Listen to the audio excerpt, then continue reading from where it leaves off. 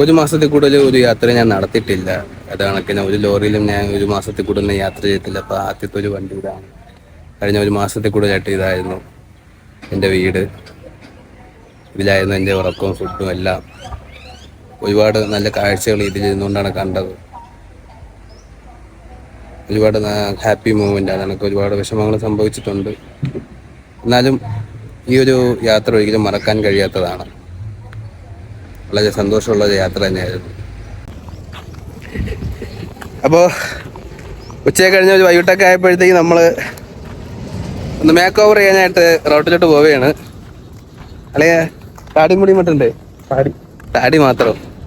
എന്നാ ഞാനും താടി മാത്രം ഒന്ന് മുടി വെട്ടാം. നമുക്ക് മറ്റേ ഇലക്ട്രിക് കെട്ടി നോക്കാം. അവിടത്തെ എങ്ങനെയാണ് സെറ്റപ്പ് എന്ന് നോക്കാം. ഇവിടത്തെ ചെറിയ കടയാ നമ്മുടെ നാട്ടിലെ പോലെ തന്നെ. അപ്പൊ അളിയന്റെ ഒരു കോലം കണ്ടിട്ട് ഞാൻ എൻ്റെ വെട്ടാം. ആദ്യം അളിയൻ വെട്ട്. തൊട്ടപ്പുറത്തെ കടയിൽ മുടി വെട്ടാന്ന് പറഞ്ഞ് ഇപ്പൊ 4 കിലോമീറ്റർ എന്നെ കൊണ്ട് നടത്തിച്ചത്. എവിടെയാടാ കട? സ്ട്രെയിറ്റ് പറഞ്ഞ് കുറെ നേരമായി. ഒരു ടോൾ പ്ലാസ കഴിഞ്ഞു. ആലോചിച്ച് നോക്കിയേ എന്റെ അമ്മേ.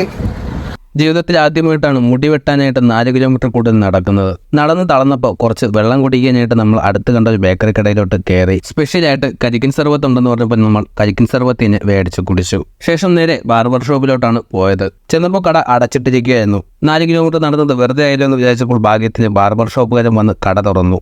ലാലളിന് താടി മാത്രം സെറ്റ് ചെയ്താൽ മതി. ഏതൊക്കെയോ മോഡൽ കാര്യമായിട്ട് പറഞ്ഞു കൊടുക്കുന്നുണ്ട്. അണ്ണാച്ചി കേട്ടതിനില്ല ശരിയെന്ന് പറഞ്ഞിട്ട് പണിയും തുടങ്ങി.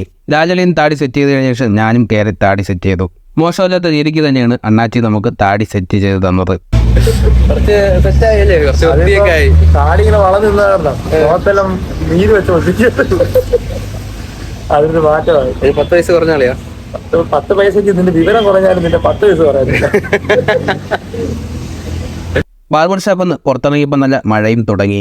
മഴ തോന്നിട്ട് പോകാമെന്ന് വിചാരിച്ച് അടുത്തുണ്ട ചായക്കടയിൽ ചായ കുടിക്കാനായിട്ട് കയറി. കൂടെ തന്നെ നല്ല എണ്ണ പലഹാരങ്ങളും ഉണ്ടായിരുന്നു. നമ്മൾ കഴിച്ചത് കപ്പ ബജ്ജിയും മുളക് ബജ്ജിയും ആയിരുന്നു. കപ്പ ബജ്ജി ഞാൻ അതിന് അധികം കഴിച്ചിട്ടില്ല. നല്ല ടേസ്റ്റ് ഉള്ളത് കൊണ്ട് വീണ്ടും ഒന്നും കൂടെ മേടിച്ച് കഴിച്ചു. മഴ തോർന്നപ്പോൾ നമ്മൾ ഇറങ്ങി നടക്കാൻ തുടങ്ങി. പോകുന്ന വഴി ഓരോ കോൺ ഐസ്ക്രീമും കൂടി മേടിച്ച് കയ്യിൽ വെച്ചു.